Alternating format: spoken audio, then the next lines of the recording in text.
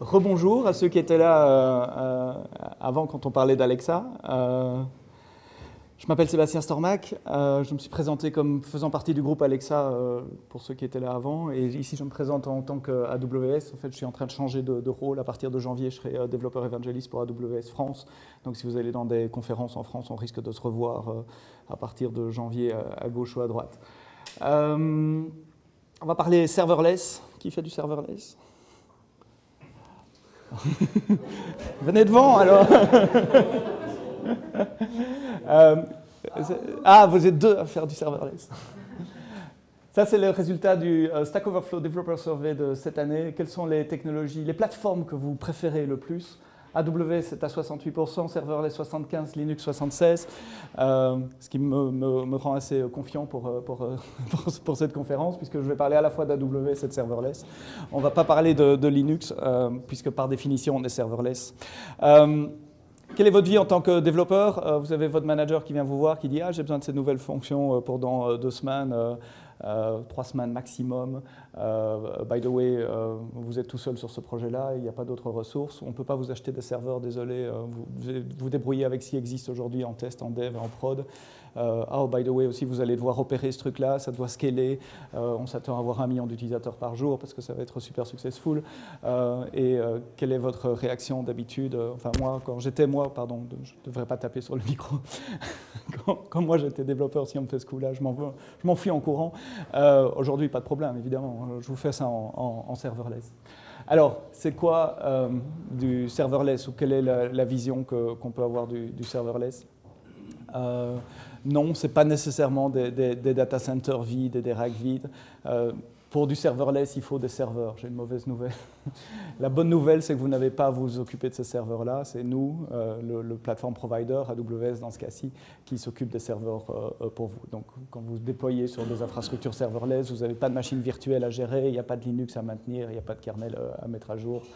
De Linux ou de Windows, mais il n'y a pas de machine virtuelle. 4 caractéristiques de serverless, pas de serveur à provisionner ou à manager. Que vous ayez 1 utilisateur par jour ou 1 million d'utilisateurs par jour, nous nous occupons du scaling et de mettre en place l'infrastructure qui répondra à votre demande. Vous n'avez pas à le faire vous. On va grandir automatiquement, que vous ayez 1 utilisateur par jour ou 1 million d'utilisateurs par heure, on mettra en place l'infrastructure automatiquement qui répondra à ces besoins-là, que ce soit au niveau des bases de données, j'en reparlerai un peu tout à l'heure, ou que ce soit au niveau du compute, donc de la capacité d'exécuter du code. Ça veut dire que vous n'avez pas de load balancer à gérer, vous n'avez pas à vous occuper d'avoir plus de machines, moins de machines, à optimiser votre flotte. Pas de serveur, ça veut dire aussi pas de certificat SSL à renouveler, etc.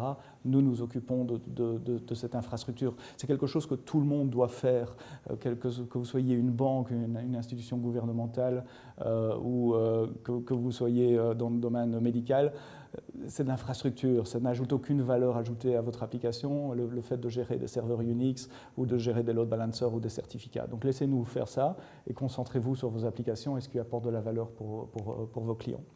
Autre caractéristique du serverless. Hello. Autre caractéristique du serverless, si j'arrive à retomber sur mes pattes. Hello. Autre caractéristique du serverless, c'est pas comme mon laptop n'est pas serverless, justement. Fault tolerance, built-in. Vous n'avez pas à vous soucier de dupliquer de l'infrastructure. Une plateforme serverless s'occupe de la haute disponibilité et de la tolérance aux pannes. Et la dernière caractéristique du serverless, c'est que vous ne payez que ce que vous consommez. Si vous déployez une architecture vraiment en serverless et que vous avez 0 utilisateur par jour, dans la plupart des cas, votre facture sera de 0 également. Si vous avez 1 million d'utilisateurs par jour, peut-être que votre facture sera un peu plus élevée. Mais l'idée, c'est d'associer la facture et donc les coûts à l'utilisation réelle. Ce qui permet de faire correspondre aussi aux revenus. Parce que si vous avez 1 million d'utilisateurs par jour, je vous souhaite que vous ayez les revenus associés. Et donc, ça a du sens de payer l'infrastructure en fonction du cas d'utilisation réel de vos utilisateurs. Alors quand on dit serverless, souvent on pense compute, en haut à gauche, compute c'est exécuter du code. J'ai écrit du code, je veux l'exécuter et je veux le faire en serverless. C'est sur ça qu'on va passer l'essentiel de l'heure qui vient, mais ce n'est pas que du serverless, c'est aussi pour de la base de données. Quoi? On peut avoir une base de données sans serveur? Oui, vous pouvez avoir une base de données sans serveur. Que ça soit relationnel ou en NoSQL. J'en toucherai un tout petit mot à la fin parce que je ne voulais pas focuser là-dessus. Je vous citerai juste quelques noms de produits qui permettent de faire ça. Mais c'est aussi accéder à votre compute. Avoir du code, c'est bien. Comment est-ce qu'on y accède? Est-ce qu'il y a une API, REST, GraphQL ou autre? Avoir une porte d'accès à votre code, une API gateway ou un GraphQL gateway qui permet d'accéder à votre code, ça peut se faire en serverless aussi, et ça doit se faire en serverless aussi. Ça n'aurait pas de sens d'avoir du serverless là si vous devez commencer à gérer des machines virtuelles devant votre code pour pouvoir y accéder. Et puis, c'est les outils de développeurs. Votre IDE, alors je sais qu'on ne doit pas toucher à l'IDE des développeurs, je ne vais pas rentrer dans une guerre de religion, mais on pourrait imaginer un IDE dans le cloud également. Ça a plein d'avantages en termes de backup, en termes de sécurité, en termes de confidentialité, enfin, je vous en toucherai un mot. Et puis, tous les outils que vous utilisez en matière de déploiement pour faire vos pipelines, vos workflows d'intégration continue ou de développement continu. N'allez pas commencer à mettre des serveurs Jenkins et de maintenir des serveurs Jenkins si vous faites du serverless. Parce que vous louperiez un truc là. Vous n'allez pas gérer des serveurs ou des serveurs de Git par exemple pour mettre le code. Si au final vous le déployez en serverless, votre environnement de développement peut être aussi en serverless. Et là aussi, je vous montrerai quelques services AWS qui permettent de développer, de faire de l'intégration continue et du déploiement continu en serverless sur AWS. Ça va? Ça c'est le menu pour l'heure qui vient, un peu moins de l'heure qui vient.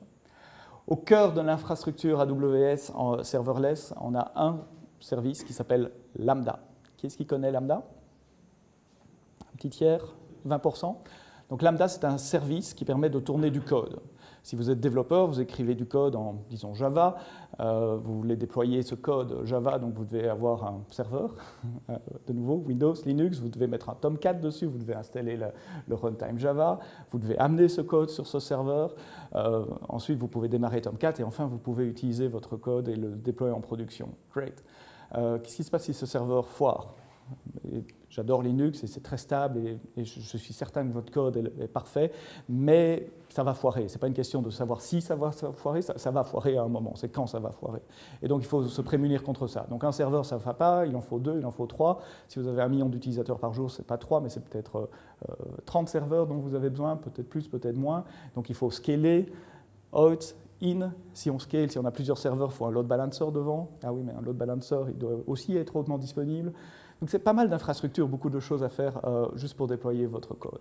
Et avec Lambda, c'est nous qui nous occupons de ça. Avec Lambda, vous nous donnez votre code, un fichier zip, littéralement un fichier zip, et nous on s'occupe de tout ce que je viens de dire avant. Donc vous exposez votre code sur Lambda, Lambda va tourner, on va dire, dans un container, pas Docker, mais enfin c'est similaire, et on va instancier ces containers à la demande. Si vous n'avez qu'une demande par jour, on instanciera un container par jour.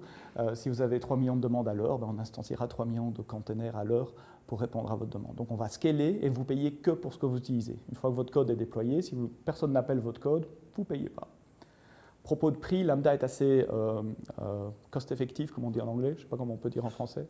Pas envie de dire bon marché parce que ça donne un air discount, mais n'est pas très cher à l'utilisation, puisqu'on facture sur 2 métriques. Une métrique, c'est la taille du container. Au plus il est gros, au plus vous payerez à la minute, évidemment.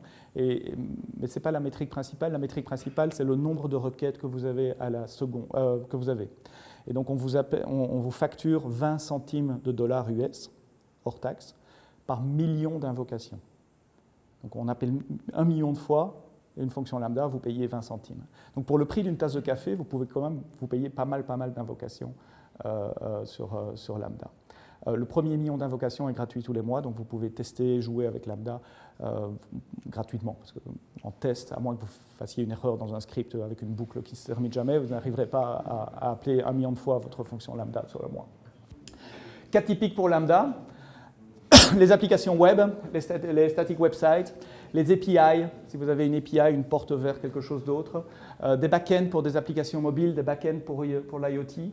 Mais oui, je ne l'ai pas montré, je ne l'ai pas dit explicitement, mais il n'y a pas que de l'invocation explicite pour des API. Lambda peut être aussi invoqué par votre infrastructure. Si vous utilisez AWS, vous savez qu'il y a des machines virtuelles qui peuvent démarrer, s'arrêter. Il peut y avoir des fichiers qui sont créés sur S3. Tout ça, ce sont des événements qui se passent sur votre plateforme et vous pouvez lier des fonctions Lambda à ces événements. Donc vous pouvez avoir des fonctions Lambda qui sont appelées quand une machine virtuelle s'arrête, se démarre, quand quelqu'un dépose un fichier sur S3 et efface un fichier sur S3. Donc il y a des événements au sein de la plateforme AWS qui peuvent déclencher Lambda.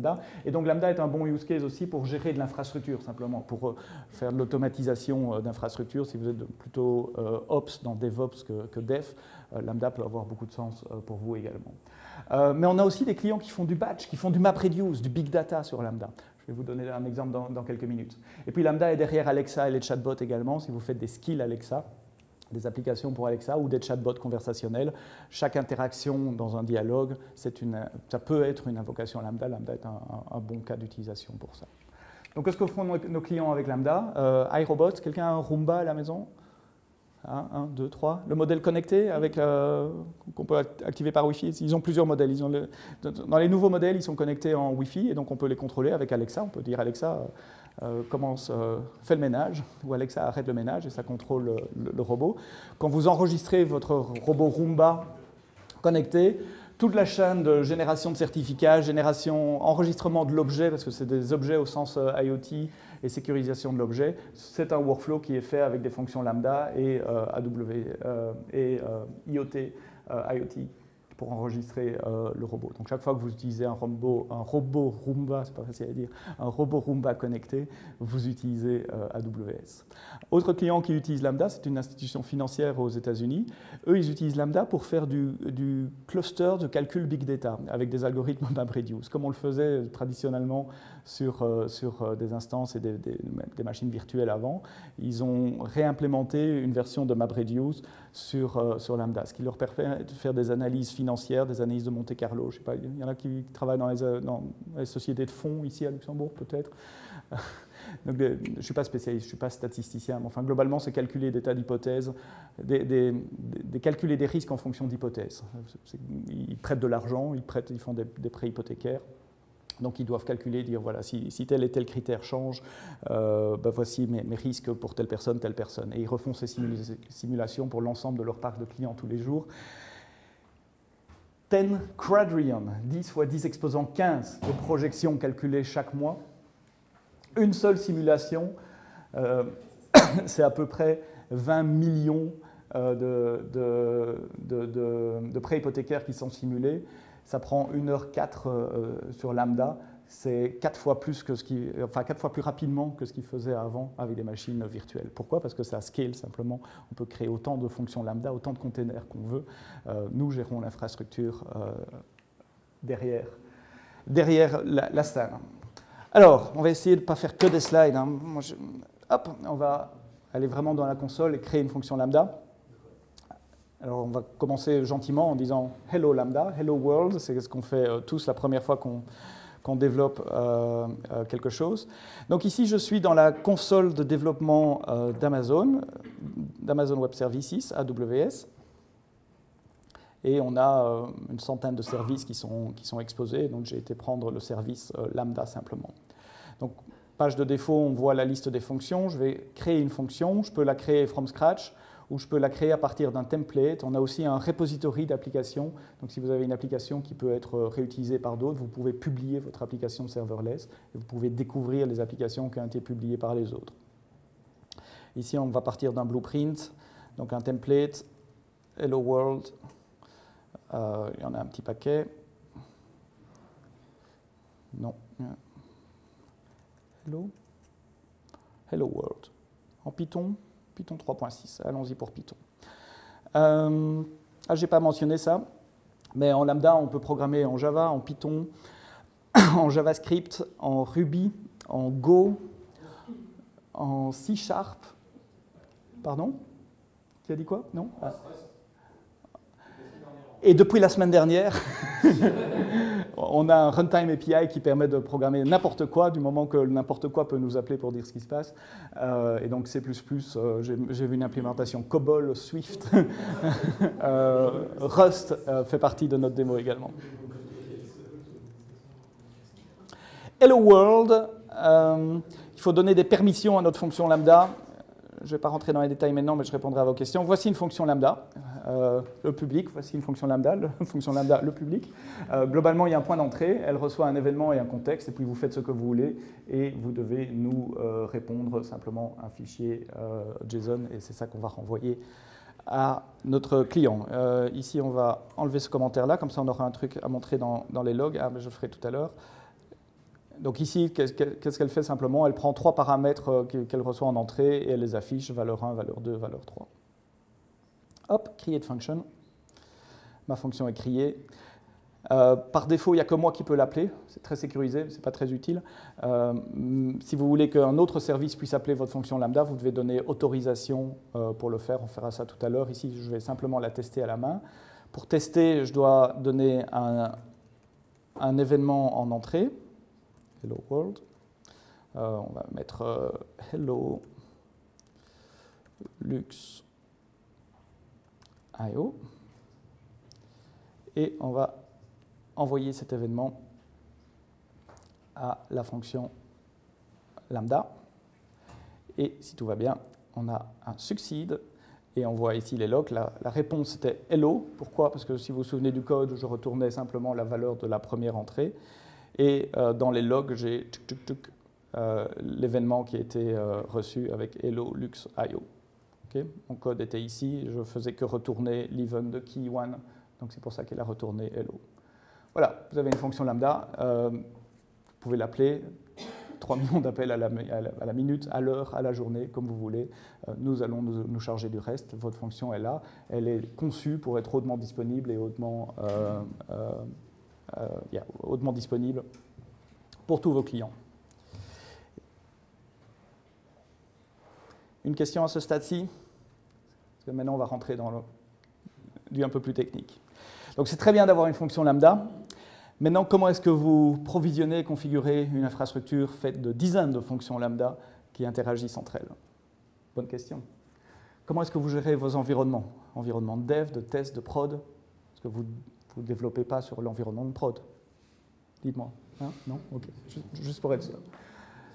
Comment est-ce que vous validez cette architecture, cette infrastructure? Peut-être que votre fonction lambda, elle a besoin de base de données derrière, elle a besoin d'une API devant, donc une API REST, une API Gateway devant. Comment est-ce que vous provisionnez et puis validez que tout fonctionne bien? Comment est-ce que vous testez? Parce que vous testez, bien sûr.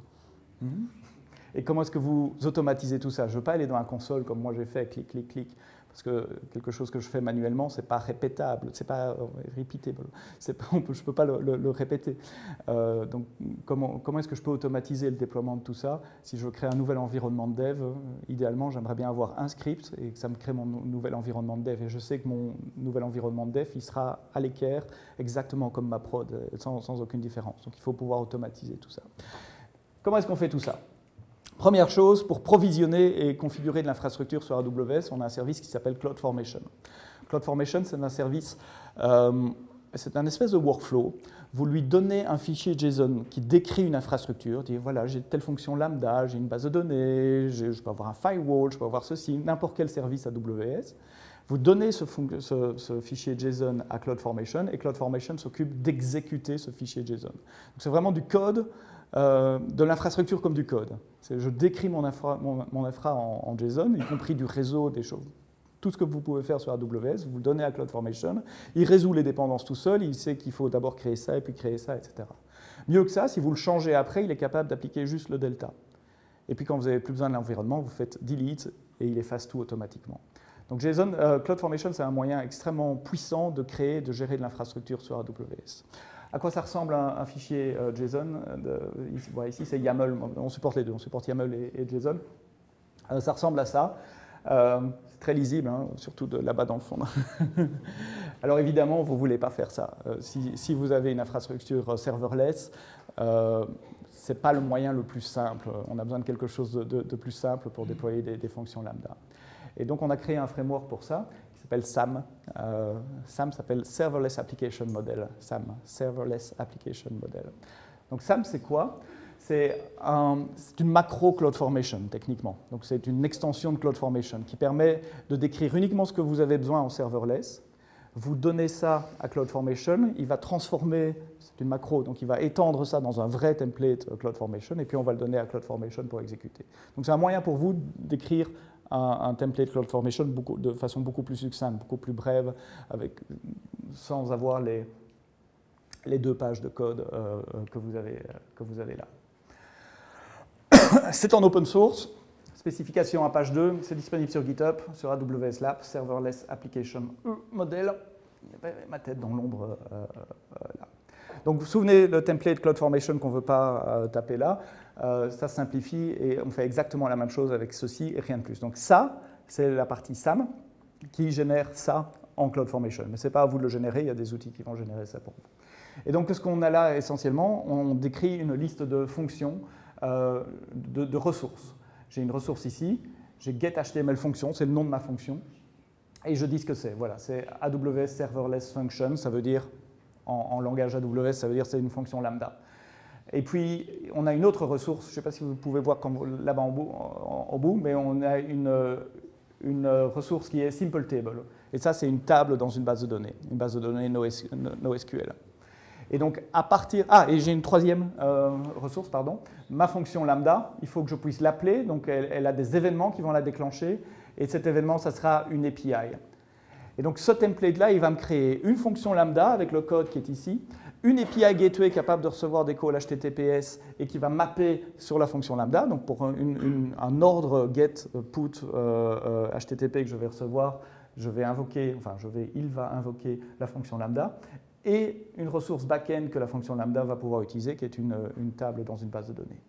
Donc un langage assez puissant, parce qu'en 20 lignes de code, 30 lignes de code, vous décrivez votre infrastructure et vous pouvez répéter cela. Hop, j'aurais pu utiliser ça, je viens d'expliquer tout seul. Une fois que vous avez votre template, vous devez le packager. Packager, au fait, c'est traduire en CloudFormation, c'est générer le gros truc, mais ça génère aussi votre code. Le fichier zip avec toute votre infrastructure, votre code est zippé et envoyé sur S3, qui est notre système de stockage de fichiers. Et puis, une fois que vous êtes prêt, vous le déployez avec un template, le nom du template. Donc, 3 commandes, 5 minutes pour créer le projet, SAM package pour packager, créer le zip et déposer ça sur S3, SAM deploy pour vraiment déployer ça dans le cloud. Je vais vous faire une démo tout de suite après, on va le faire pour de vrai, pour vous montrer que je ne mens pas. Donc comment provisionner et configurer votre infrastructure? Serverless Application Model. Vous n'allez pas créer une fonction à la main dans la console comme je l'ai fait tout à l'heure, vous allez décrire la fonction ou les fonctions dont vous avez besoin, les événements qui peuvent générer cette fonction, les ressources dont elle a besoin, comme des bases de données en back-end. Vous décrivez ça en YAML ou en JSON, et ça fait partie de votre projet. Donc ce fichier YAML, il doit être avec Git, avec le reste de votre source code. Ça fait partie de votre source code, c'est votre infrastructure. Comment est-ce que vous gérez plusieurs environnements? Pourquoi est-ce qu'on gère plusieurs environnements? Simplement déjà pour avoir un environnement distinct de prod, de dev et de test. Il y a plusieurs moyens de faire ça sur AWS, je ne vais pas rentrer dans toutes les subtilités, mais globalement vous pouvez exécuter le même template 2 fois, parce que si j'exécute ce template une fois, il va me créer une fonction avec un nom unique pour la fonction. Si j'exécute une deuxième fois, il va me créer une deuxième fonction avec un nom unique pour la fonction. Donc on rajoute un petit code derrière, genre A, B, C, A, B, D, A, B, E, etc. C'est un moyen simple, mais attention, on peut se planter si on fait ça, parce que quand vous regardez dans la console, vous verrez toutes vos fonctions lambda, et puis qu'est-ce qui vous dit? Celle-là, c'est la prod, celle-là, c'est la dev, c'est risqué. Certains développeurs, ce qu'ils font, ils utilisent différentes régions. Vous savez que AWS est présent dans 12, je crois, régions, et on va amener à 15 prochainement. Donc on a des data centers à Francfort, à Paris, à Londres et en Irlande, juste pour l'Europe. On a annoncé la Suède pour bientôt. Vous pourriez dire, ben voilà, ma prod, elle est en Irlande, mon dev, il est à Paris, et mon test, il est en Suède. Ça, c'est un moyen très simple d'isoler, parce que si vous allez voir l'infrastructure de Paris, ben, ça sera le dev ou prod. Donc c'est un autre moyen de répliquer, de séparer vos environnements. Troisième moyen de séparer vos environnements, c'est peut-être le plus radical, c'est d'utiliser des comptes AWS différents. Vous avez un compte de dev, un compte de prod et un compte. C'est radical, mais ça assure une super séparation des responsabilités et des rôles. Vous êtes certain qu'un développeur n'aura pas accès à la prod. Donnez pas accès, enfin vous êtes développeur, donc vous aimez, mais ça permet de bien séparer les rôles, de bien séparer en matière d'audit, de responsabilité, en matière de compliance, et vous pouvez rattacher tous les comptes sur un compte master qui reçoit la facture, donc ça ne duplique pas nécessairement les factures, vous avez une facture consolidée. C'est très facile aussi pour pouvoir ventiler les coûts, on peut très facilement dire voilà, le coût de mon environnement de dev c'est ça, le coût de mon environnement de test c'est ça, ce qui est plus difficile à faire si vous mixez ça sur le même compte. Donc la stratégie, je vous laisse l'imaginer, ça dépend des projets, ça dépend des organisations. Dans tous les cas, ce que vous voulez, c'est pouvoir répéter le même environnement dans plusieurs comptes ou plusieurs régions. Et de nouveau, c'est SAM et c'est CloudFormation qui est votre copain là. Parce qu'à partir du moment où vous avez le template, vous pouvez exécuter ce template sur plusieurs régions ou exécuter ce template sur plusieurs comptes. Et donc répéter exactement la même infrastructure autant de fois que vous avez besoin. Votre template SAM, dans votre source code control et vous l'exécutez autant de fois, soit sur le même compte, soit sur des comptes différents, soit dans des régions différentes pour créer vos environnements de dev, de test et de prod. Okay, donc, basé sur des templates et de l'infrastructure comme du code, vous pouvez répéter et automatiser le déploiement de vos environnements. Comment est-ce que vous validez tout ça et comment est-ce que vous testez ça? Tester des environnements serverless, ce n'est pas facile parce que la plupart du temps, les premiers tests qu'on fait en tant que développeur, c'est sur notre laptop. On veut déjà s'assurer que le code fonctionne bien sur le laptop.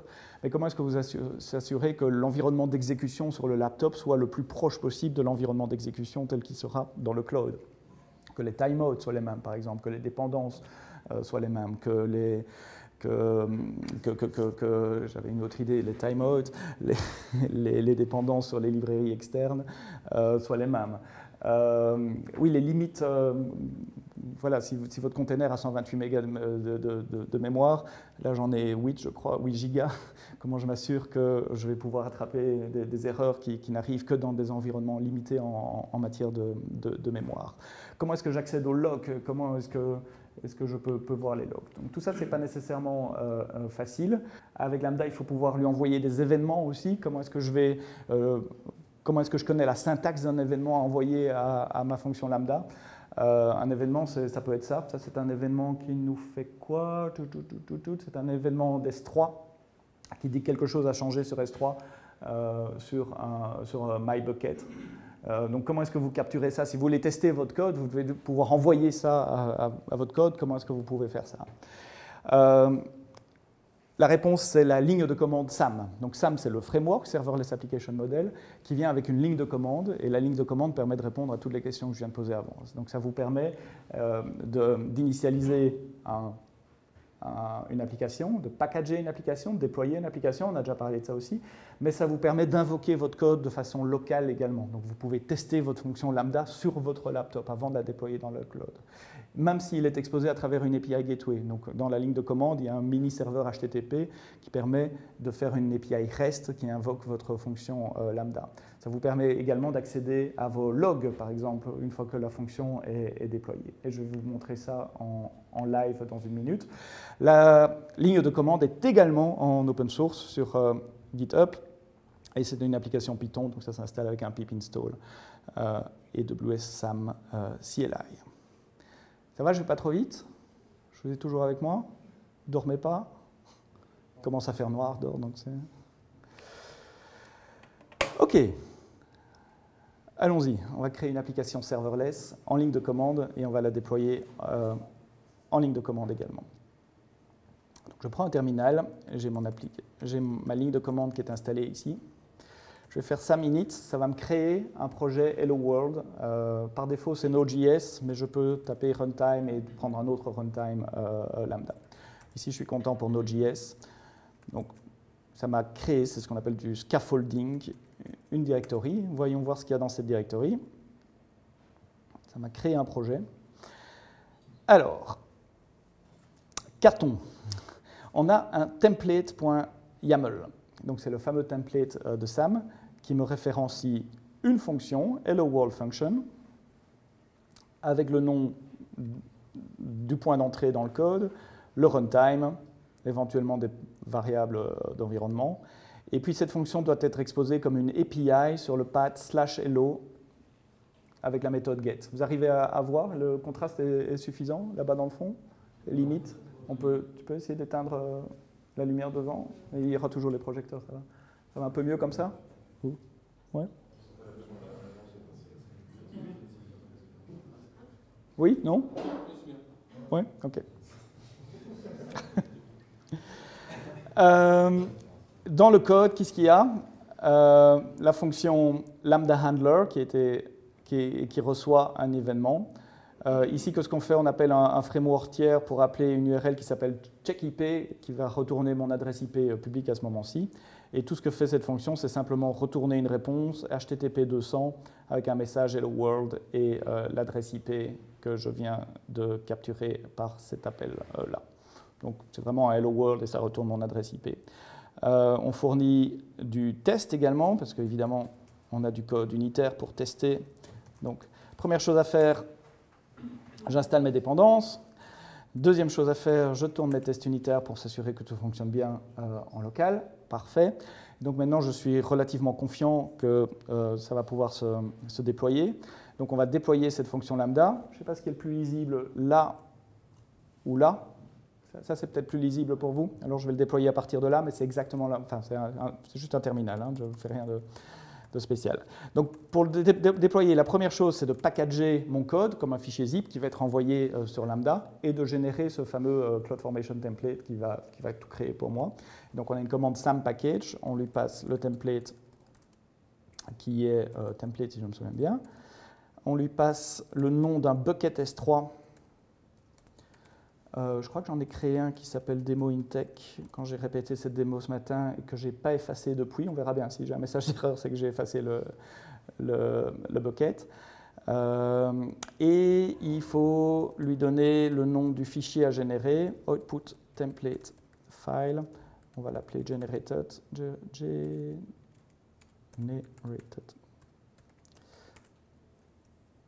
Donc il me zip tout, il envoie tout, et voilà. Ça va assez vite, ce n'est pas une grosse application non plus, donc ça prend quelques secondes. Deuxième étape, déployer cela. Donc le template file que je vais lui donner maintenant, c'est le template qui a été généré, évidemment, ce n'est pas l'original. Je dois lui donner le nom d'une application, on va l'appeler Demo Intech. Et, petite subtilité, ce template va générer des rôles avec des permissions pour moi, donc je dois dire que je sais ce que je suis en train de faire. Donc je dois lui dire que je lui passe des capabilities, IAM. Je ne vais pas rentrer dans le détail, mais IAM c'est le système de gestion des permissions et des rôles sur AWS. Et ce n'est pas capability, c'est capabilities, parce qu'il peut y en avoir plusieurs. Et ce n'est pas capability, ok. Désolé, j'ai fait. Donc c'est capabilities, capability IAM. Voilà. Donc là, ça va prendre quelques minutes et on peut regarder, je vais le faire graphiquement, je pourrais le faire en ligne de commande, mais on peut aller voir dans la console ce qui est en train de se passer. Donc si je prends la console CloudFormation, on voit qu'il y a un stack ici qui s'appelle Demo Intech qui est en train d'être créé. Et globalement, il va créer toutes les ressources dont j'ai besoin. On voit la liste des ressources ici. Pour le moment, il crée un rôle. C'est la permission, c'est les permissions. C'est le début. Une fois que ce rôle sera créé, il va créer la fonction lambda. Il va créer une API gateway devant la fonction lambda pour recevoir les appels HTTP. Il va lier l'API gateway à la fonction lambda. Et il va créer une table en base de données également. Voilà, là on voit le truc est en train de s'exécuter et ça devrait prendre quelques secondes, minutes. Voilà, create complete. Yeah. Si je retourne à lambda ici, je vais voir qu'effectivement j'ai une fonction lambda qui a été créée, qui est bien en Node.js et normalement le code, c'est le code qu'on a regardé ensemble. Donc, tout ça, ça a été créé pour moi automatiquement à partir de mon SAM deploy. Avant de déployer, j'aurais pu être plus prudent. J'aurais pu tester en local une invocation de ma fonction. Donc on peut dire SAM local start API.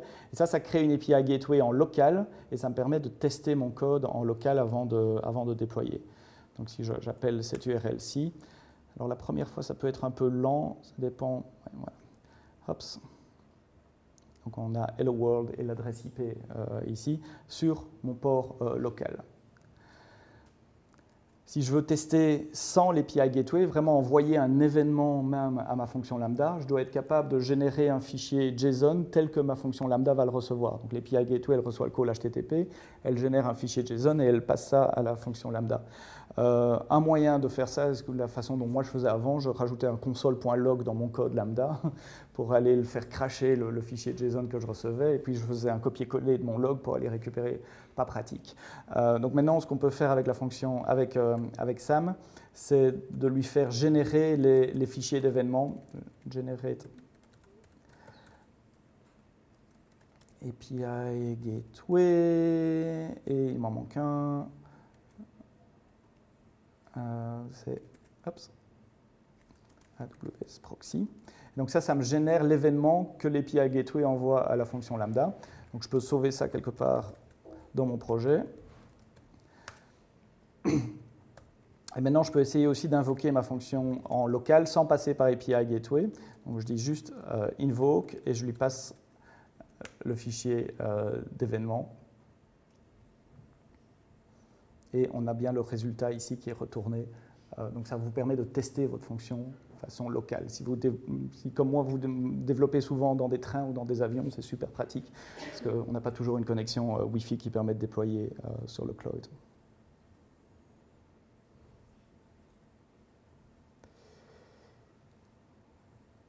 Est-ce que je vous ai toujours avec moi? Est-ce que vous avez des questions à ce stade-ci? Oui. Une question sur le SAM package. Comment est-ce qu'il gère les dépendances NPM ou BIP qui seraient installées dans le code? Et du coup, est-ce que chaque fonction est loadée avec ses dépendances et doit être envoyée sur SAM? Oui. Donc, comment est-ce qu'il gère les dépendances dans le code? C'est à vous de le gérer. Donc, SAM package est très simple. Il va simplement zipper la directory du projet. Donc, la directory Node module, par exemple, sera dedans. Il va tout zipper et tout envoyer sur S3. Pour du Python, il faut que ça soit du flat à partir, à partir de cette directory-là. Donc, ce que moi je fais, souvent, je fais une directory build ou dist avec un tout petit script de dist qui copie mes fichiers Python dans ma directory de distribution pour ne pas polluer ma directory de code source avec les packages. Et donc, un petit script shell qui fait le copie de mes fichiers plus le SAM package. Depuis la semaine passée, on a aussi introduit dans Lambda un concept qu'on appelle layer, des couches. Donc, toutes les dépendances peuvent être uploadées en tant que dépendances sur votre compte Lambda. Donc, il y a une nouvelle entrée dans la console Lambda, layer.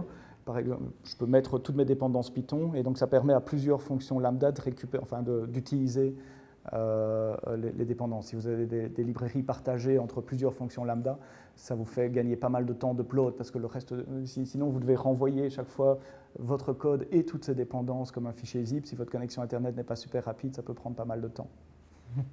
Et puis le temps de faire le zip aussi, etc. Donc ça, c'est nouveau depuis la semaine passée. Donc, comment est-ce que vous pouvez valider votre architecture, tester votre application? Vous pouvez le faire en local avec SAM Local, vous pouvez le faire en remote également. SAM Local Start API pour tester la partie API. D'autres questions? Comment est-ce que vous pouvez automatiser toutes ces étapes avant? En utilisant des outils d'automatisation. Et la réponse un peu simple, mais vous avez déjà vu ce genre de slide avec develop, build, test, deploy, etc.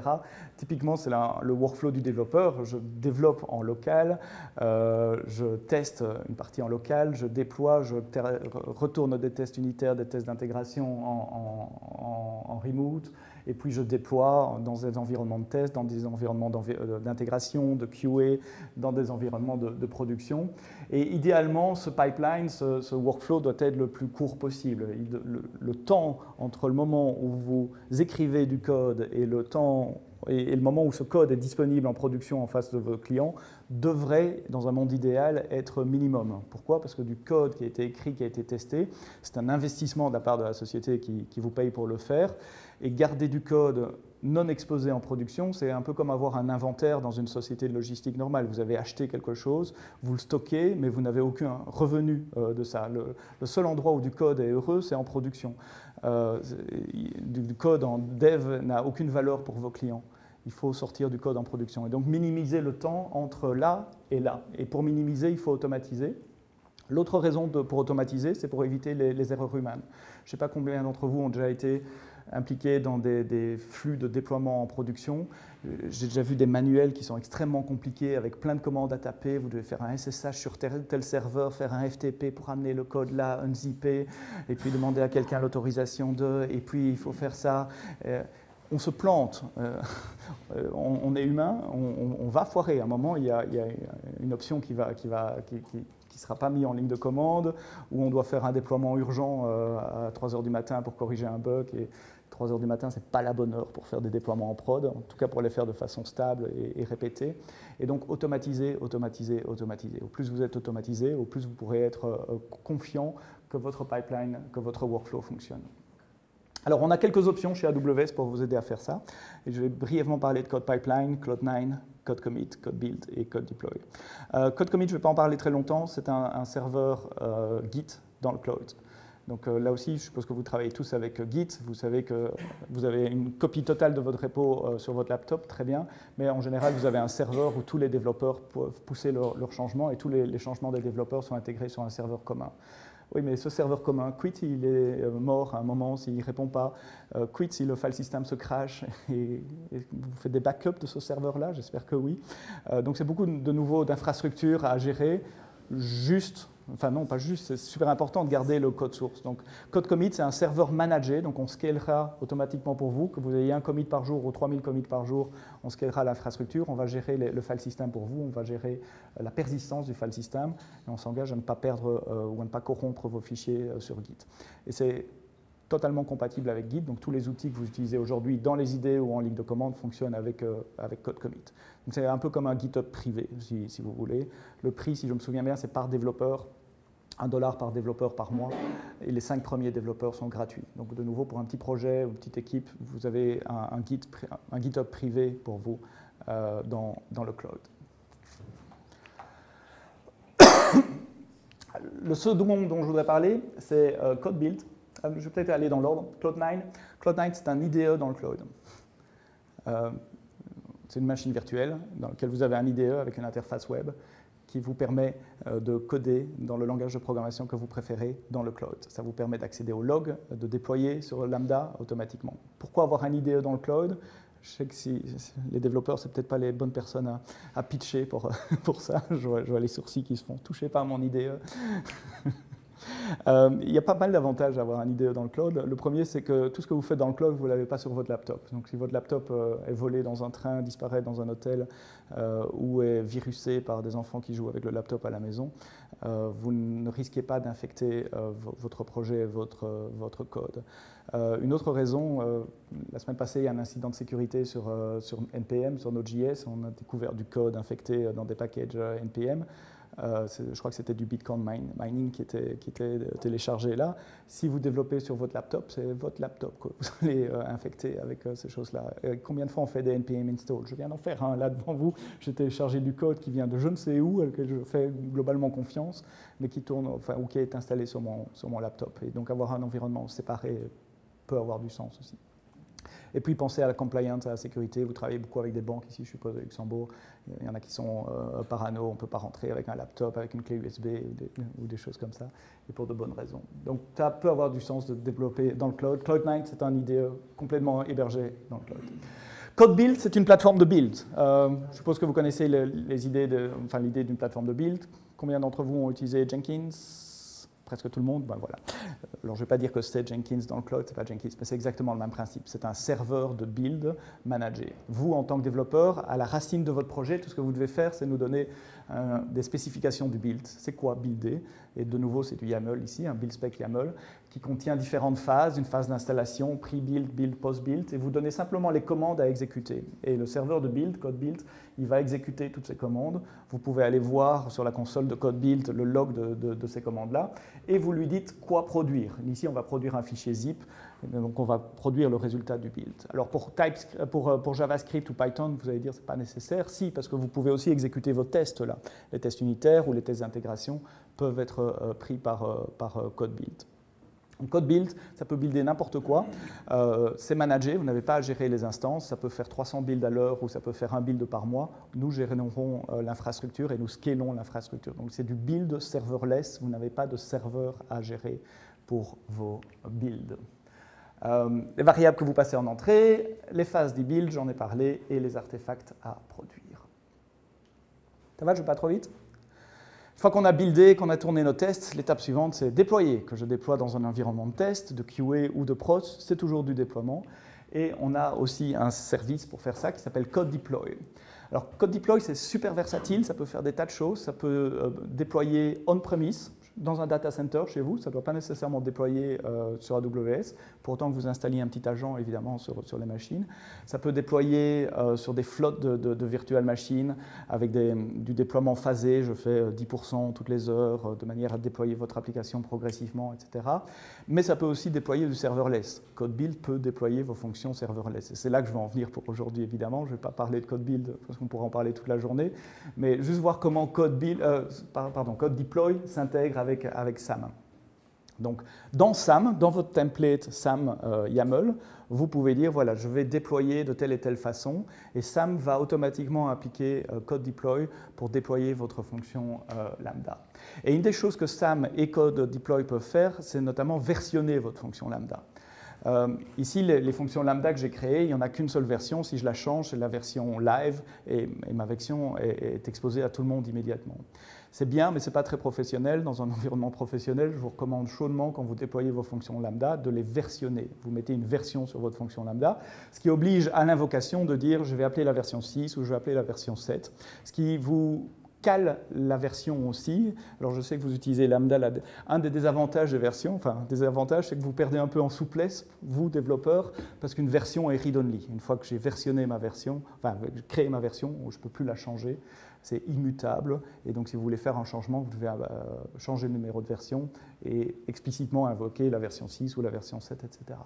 Mais ce que lambda peut faire également, c'est de diriger du trafic progressivement d'une version à l'autre. Donc quand je déploie ma version 6, ma nouvelle version passant de la version 6 à la version 7, je peux dire à lambda, ne balance pas tout le trafic directement sur la version 7.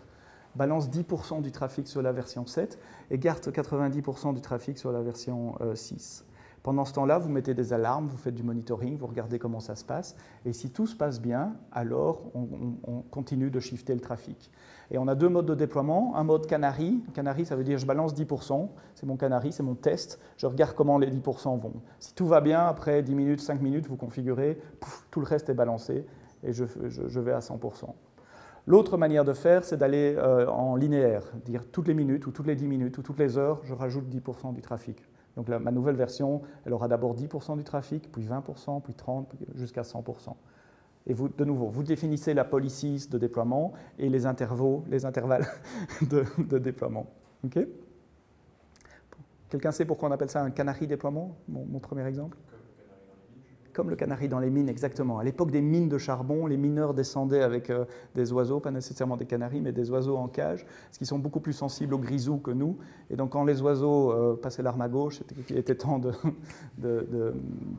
partir et de sortir de la mine. Et donc c'est exactement ce qu'on fait avec le code. On n'envoie que 10% du trafic. Si ce code-là meurt, c'est quelque chose ne va pas bien et il faut revenir à la version d'avant. Donc, canary deployment, linear deployment, des alarmes pour du rollback automatique. Si quelque chose se passe mal, on revient en arrière. Vous pouvez mettre d'autres fonctions lambda en pre- and post-traffic validation. Donc, on déploie la version 7 et avant de commencer à balancer le trafic, on appelle une autre fonction lambda qui va faire quelques tests, qui va s'assurer que tout fonctionne bien. Et puis, on va balancer le trafic. Et donc, on a des hooks en avant et en après shift de trafic pour valider que tout fonctionne bien. Et on peut voir ça graphiquement dans la console CodeDeploy, on peut voir où il en est dans le trafic, est-ce qu'il y a 20%, 30%, etc. Et tout ça, c'est supporté avec SAM. Vous vous souvenez de SAM, où je dis, voilà, je veux une fonction getHTML, c'est une fonction lambda, le code est à cet endroit-là, etc. Pour bénéficier de tout ça, vous rajoutez 3 lignes de code. Vous dites autopublish alias, le nom de l'alias. Donc un alias, c'est un pointeur vers une version. Donc vous avez version 6, version 7, live version 6, et puis après un certain temps, live sera version 7. Donc vous nous donnez le nom de l'alias, ici j'ai choisi live, et puis vous nous donnez le deployment policy, et on a une série de déploiements en canary ou en linéaire, avec un pourcentage et un intervalle de temps. Donc vous rajoutez 1, 2, 3, j'ai pas menti, 3 lignes de code, et vous bénéficiez de ce trafic progressif. Évidemment, ça peut être un peu plus compliqué si vous voulez des pré-traffic hooks, post-traffic hooks. Ici, on référence d'autres fonctions qui sont définies plus tard. Vous pouvez définir des alarmes qui sont définies, etc. Donc ça peut être un peu plus compliqué si vous voulez faire plus de choses. Mais la base est vraiment extrêmement simple. Et ça, c'est la console que vous voyez dans CodeDeployment. On dit, voilà, le premier step, c'est le pre-deployment hook. Là, on est en phase de shift de trafic réseau. Là, on est en post-deployment hook. Et vous voyez où on en est dans le shift trafic réseau dans la console. de code deploy. Ben, faisons-le. On va le faire en vrai.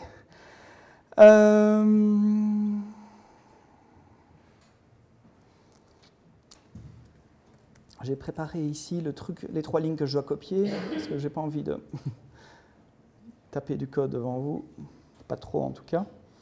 Donc je vais changer mon template ici pour dire, pour mes prochains déploiements, j'aimerais bien que ça soit linéaire, 10%, toutes les minutes. C'est une démo, donc j'ai envie que ça change quand même assez rapidement et de ne pas devoir attendre 10 minutes pour faire quelque chose. Je vais refaire mon SAM package et mon SAM deploy.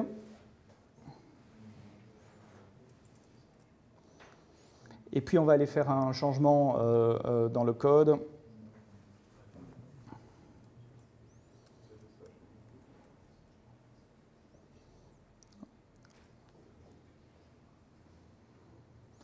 Alors, j'ai besoin de l'URL de mon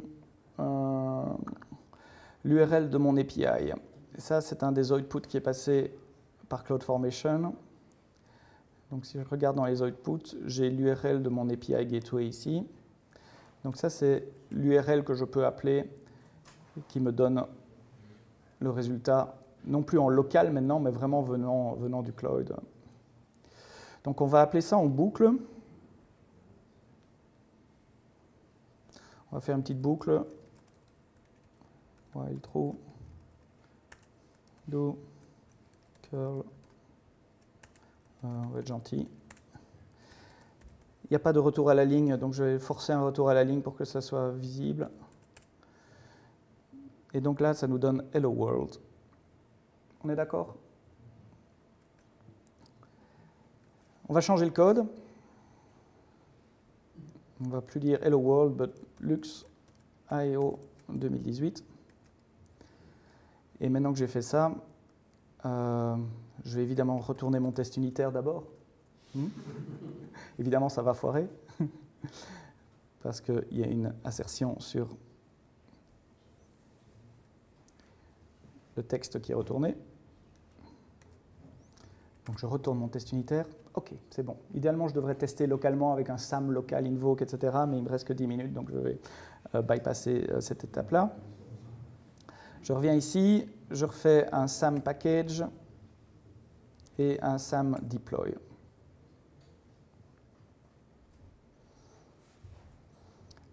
Si je retourne à ma console CloudFormation, hello. On voit que mon stack est en cours de mise à jour.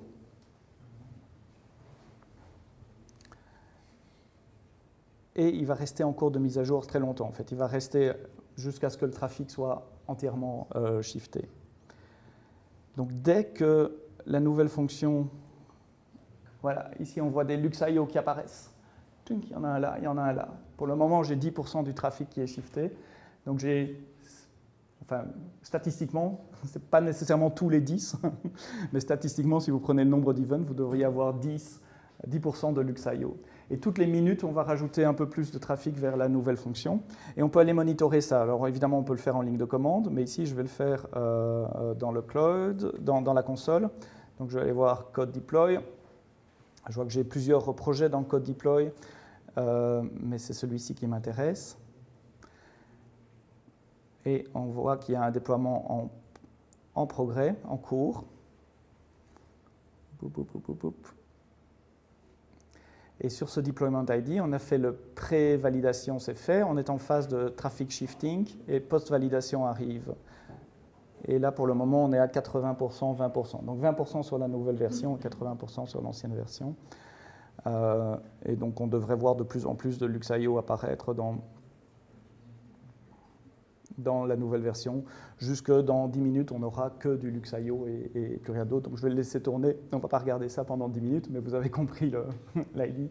Et donc, c'est vraiment 3 lignes de code que j'ai rajoutées à mon SAM template pour avoir ce genre de comportement de façon automatique. Voilà, il reste une pièce qui manque dans ce template develop. avec votre idée dans le cloud, avec code commit qui est votre repository de source code, build avec code build qui peut compiler, tester avec le service code build, et deploy avec code deploy qui permet de déployer une infrastructure. Très simple ici, c'est juste une fonction lambda, mais de nouveau code deploy peut vraiment déployer n'importe quoi, n'importe où. Vous nous donnez un script à exécuter et on l'exécutera pour vous, que ce soit on-premise ou sur des instances dans le cloud. Il manque quelque chose, il manque un chef d'orchestre qui va dire bon, maintenant c'est à toi de travailler, maintenant c'est à toi, maintenant c'est à toi. Il manque un exécuteur de workflow et donc ça c'est Code Pipeline. Code Pipeline c'est un engin de workflow qui tourne dans le code, qui va se déclencher soit sur appel d'API, soit sur un événement. Par exemple, vous committez du code sur GitHub ou sur Code Commit et ça va déclencher un pipeline que vous définissez. Alors le pipeline il peut être aussi simple que vous le souhaitez, très linéaire ou avec des branches, des trucs qui se font en parallèle, avec des interventions humaines. Par exemple, avant de déployer en prod, je veux que quelqu'un donne son feu vert et signe. Donc ça peut être aussi simple que ça ou aussi compliqué que vous voulez. Alors ça, c'est un pipeline en trois étapes. La première, c'est le source, c'est mon trigger, c'est ce qui va déclencher. Ici, c'est code commit, mais ça pourrait être GitHub pour dire, voilà, quand je commit quelque chose, je déclenche le pipeline, je déclenche un build.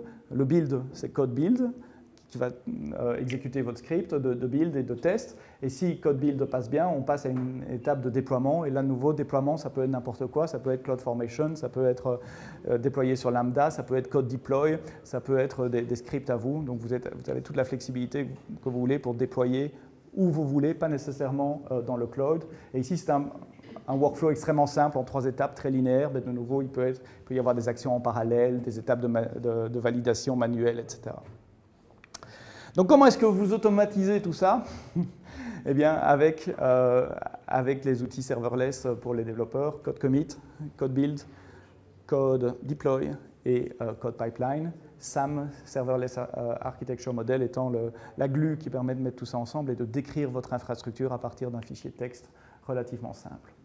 Juste pour être complet, parce qu'il me reste 2 minutes, mais je ne vais pas en parler en détail, pour la partie d'accès, j'ai mentionné plusieurs fois API Gateway. Donc API Gateway est un service serverless qui permet d'exposer des API REST, HTTPS, avec GET, PUT, POST, etc., et de lier sur autre chose, un service AWS ou une fonction Lambda, par exemple.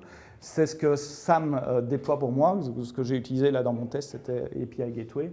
On a aussi une gateway GraphQL. Je ne sais pas s'il y a des gens qui font du mobile. GraphQL, parle à quelqu'un? Personne, donc une personne. Donc GraphQL, c'est un moyen d'interroger des back-ends de façon assez efficace en allant rechercher que l'information qu'on a besoin pour des applications mobiles ou pour des sites web. Et donc AppSync, c'est un front-end GraphQL que vous pouvez mettre devant votre back-end en mode serverless également. Mais le serverless, ça ne s'arrête pas uniquement au code et à l'accès, c'est aussi les bases de données. On a plusieurs bases de données en serverless, des bases de données relationnelles, Aurora, des bases de données NoSQL, DynamoDB, mais aussi des bases de données en mémoire, Elasticache avec Redis ou Memcache, et des bases de données de graphes Neptune. Tout ça sans serveur, sans machine virtuelle. Vous créez vos tables, vous créez vos bases de données, on gère l'infrastructure, vous ne payez. Souvenez-vous les 4 caractéristiques du début. Donc aussi bien, ça s'applique également pour les bases de données. Ah non, ce n'étaient pas les 4 caractéristiques, c'était les 4 groupes Compute, Access, Developer Workflow et Database.